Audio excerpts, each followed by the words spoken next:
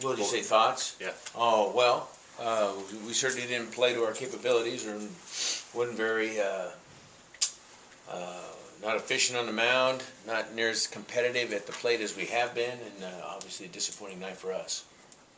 I noticed in the opening weekend, I think it was Josh Hatcher who batted second, but then since you took over, you put Stovall there, and he's had some success there. Why'd you make the switch? You're just trying to put together a lineup that allows you to score as many runs as possible and get a little bit of experience there and maybe some patience to help Jake a little bit when we're on base and find pitches to hit in the right spots and try to lower some guys. The younger guys, I'd much rather have the younger guys hit lower if possible or if it makes sense. Not much more than that. Heading into SEC play, have you been able to kind of define some roles in the bullpen? Well, I think so.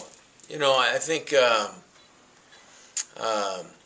not having Spence early on put us in a spot where we had to get some things figured out. And 17 games later, we've got some interchangeable pieces down there. I think that's pretty clear. We don't have a solid, dominant closer at the end, but we've got some guys that have fulfilled the role and give us some good outings late in the game. So that's been really positive to see.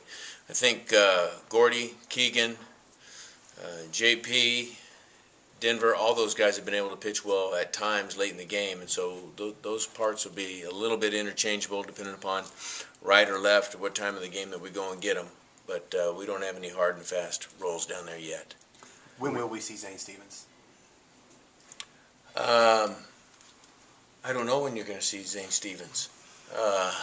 He's doing a good job. Back from some time off and had a really good practice session on Wednesday, and we'll see where that goes. Gordon, James, those guys, did they throw few enough pitches that they're available Friday night? Yeah, all the guys that pitched last night, all of them will be available this weekend. All of them.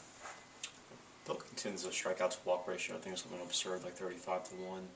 Why do you think that's the case? Why do I think that's the case? Well, one, you got to strike forward. The obvious part, and I think another part is he puts himself in a position early in the count, to be able to have a little bit of a margin of error there. But he pounds the strike zone well. He's been able to make the other team put the ball in play because there's not a lot of 3-0, 3-1, But he's just done a really good job of being able to repeat his delivery and pound the strike zone early in the count. It's the simple stuff. What are you expecting to see from this Vanderbilt team this weekend? Well, it'll be another well-balanced, deep club. Vanderbilt, they're pitching at about a 2.9, hitting just over 300, and so they've got good interchangeable pieces there. Their starting pitching will be good. They'll have pitching depth, and they'll have a solid approach to offense like they always do. Connor talked about incorporating the changeup a little bit more this season. Has he done that, or what's the sort of been the? Well, he's certainly thrown it more than he has in the past. He's not at the spot where he's going to throw it near as much as Ethan does.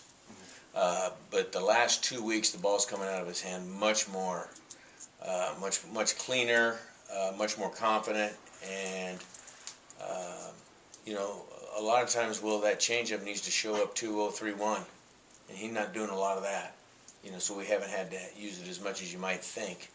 But it's absolutely been better the last 2 weeks, and we'll keep introducing it, and hopefully it continues to get better. But it has been, and so is his breaking ball.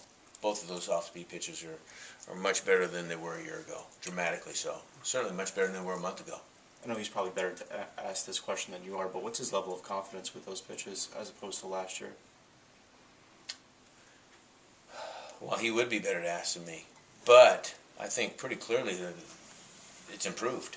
He's not a dominant secondary pitch guy at this point in his life or his development. But those pitches, for a guy like Connor, those pitches are going to continue to get better into his mid and late 20s. There's no question about that. They'll get better. But they're in a drastically different place than they were 12 or 15 months ago. As you pick your corner outfielders, is it a matter of matchups of the plate or who's hot or defense versus offense, kind of a balancing act? I think it's all those things. And I think, obviously Jake's going to play center field for us. I think Rowdy has done a great job continues to do a very good job for us, both offensively and defensively. And then we got the three guys that are rotating in right field, and got two of them in again last night. And for the foreseeable future, that's what we'll continue to do with those three guys. Where is Barlow's health right now? He's going to throw a bullpen today. First one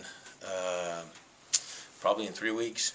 So we're excited about that. I think he's healthy. He's told me on several occasions here in the last 3 or 4 days that he feels like he's ready to go, but we'll introduce him back onto a full-blown pin session today, and we'll see where that takes us.